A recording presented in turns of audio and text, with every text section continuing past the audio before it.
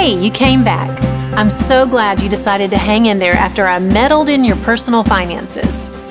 This week, we're going to talk about creating breathing room in our relationships. And as we've been saying, breathing room is the space between our pace and our limit. The natural pull is to live as close to the limit as possible with no margin, no breathing room. Have you ever had a season or even just a day when your schedule was so full that you were barely keeping your head above water? Then your sister sent a text or your boss sent an email and you just lost it. Your calendar was at capacity. You were out of breathing room. Or have you ever stretched your spending just a little too far, justifying one too many purchases with the promise that you'll be really good about saving next month? And then there's this medical thing, or you blow a tire, and you just know there's no margin in the bank account to account for that extra expense. It's pretty obvious when you're running out of breathing room in your schedule and in your finances. If you're really honest, you can even see those breakdowns coming. But running out of breathing room in our relationships is a little bit trickier because it can be hard to spot until the breakdown happens, until your best friend stops talking to you or your husband snaps and you never saw it coming. You can figure out which relationships you're pushing too close to the limit by asking this question: who is getting the bare minimum? Maybe it's a phone call to your mom, but never quite enough time for a visit. Or it's food, shelter, and clothing for the kids, but no snuggles, no laughter, no quality time. In relationships without breathing room, you may be meeting the needs of the other person, but the joy or delight is missing. As you might have noticed in those examples, the most important relationships in your life are the ones you're most likely to push to the limit.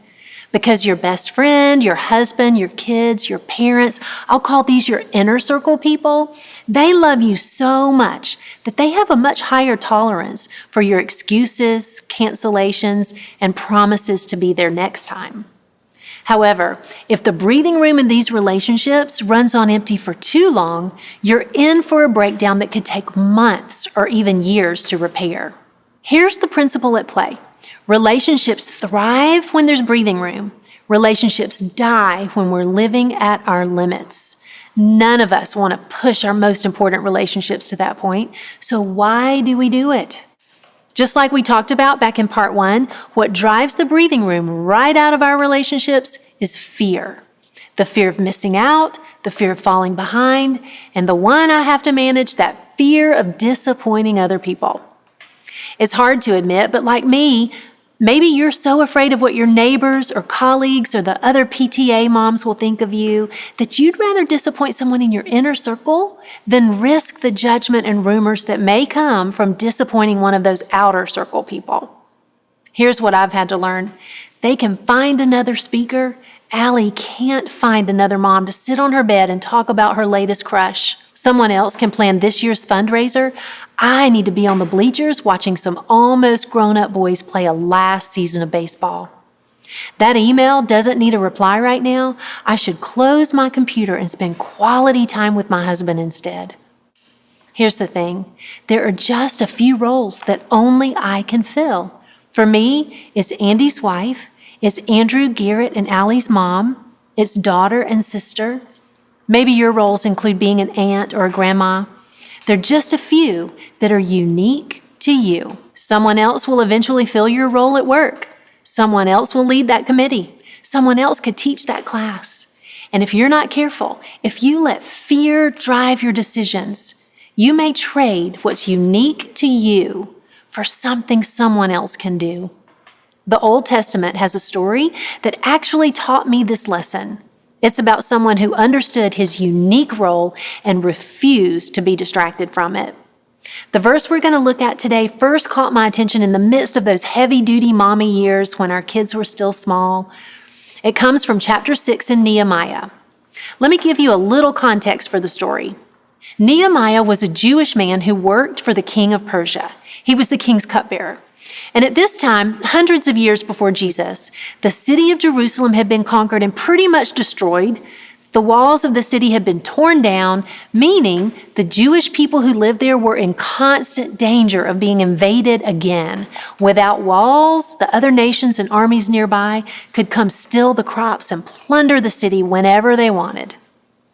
So Nehemiah, who remember was Jewish, decides he needs to do something to help these defenseless people who were essentially his relatives.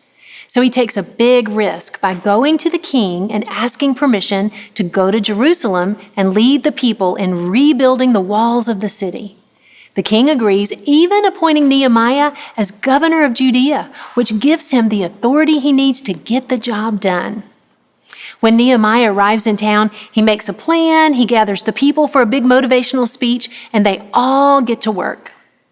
As the wall starts going up, the people in the surrounding area realize that if Jerusalem gets a wall rebuilt, it will be the end of their stealing and looting.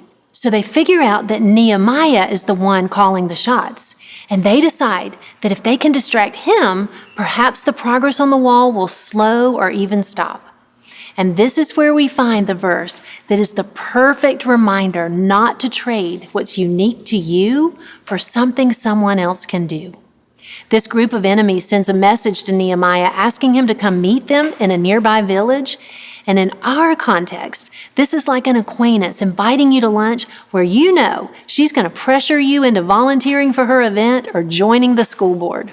Nehemiah's response to this invitation is what became a defining verse for me and our family. In chapter 6 of verse 3, he said to the people who were trying to distract him, "I am doing a great work and I cannot come down. Why should the work stop while I leave it and come down to you?" In the season of life with little kids at home, I didn't have literal enemies trying to distract me like Nehemiah did. But the role that was unique to me, my great work, was being mom.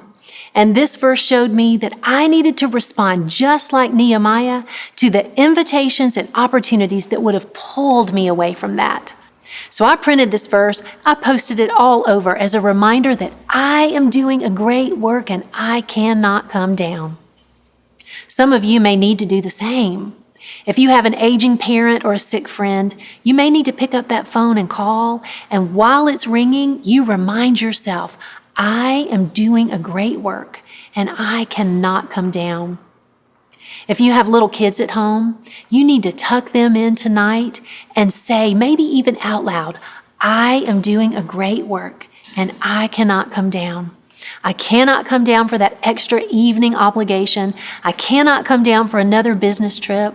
I cannot come down just because I'm afraid to say no to an invitation. So what roles are unique to you? These are the relationships that deserve your undivided attention. These are the inner circle people who should be getting your best, not your leftovers. They're your great work.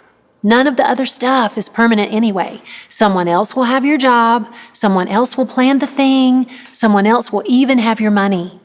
Don't give up what's unique to you for something someone else can do. I want to finish our time together with one more reminder from Scripture. In fact, with the most repeated command in all of Scripture, Old Testament and New. Know what it is? Fear not. The entire Bible tells the amazing story of a God who loves you so much that He doesn't want you to waste 1 ounce of energy on fear. The fear of missing out, the fear of falling behind, the fear of letting someone down. Rather than fear, you can choose to trust God. He wants to provide for you, to protect you, to delight you. Building breathing room into your life is the best way to learn to trust God. You can stop before you're exhausted and let Him pick up the slack. And when you do, you'll end up with a collection of incredible stories about how God met your needs, about how you trusted Him in the past and can trust Him in the days ahead. Here's one last reminder of what, or maybe I should say who, is at stake in your decision to live life with breathing room.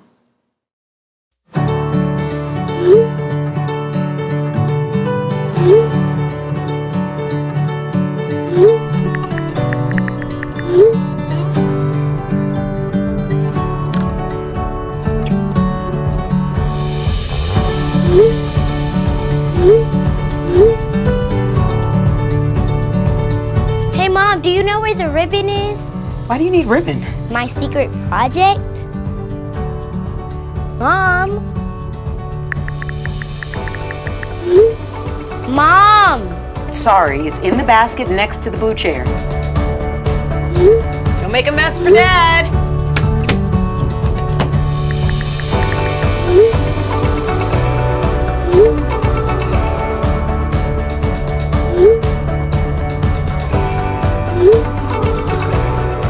Mom, come here.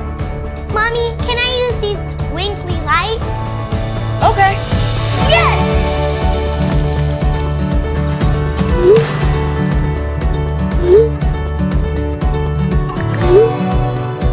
Mom, do you know where the glitter is? Never mind, I found it.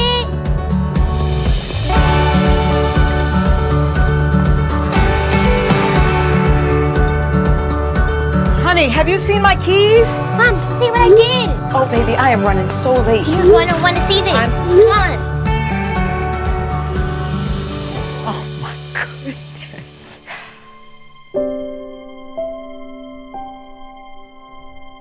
You made all this for us? Come on. It's better inside.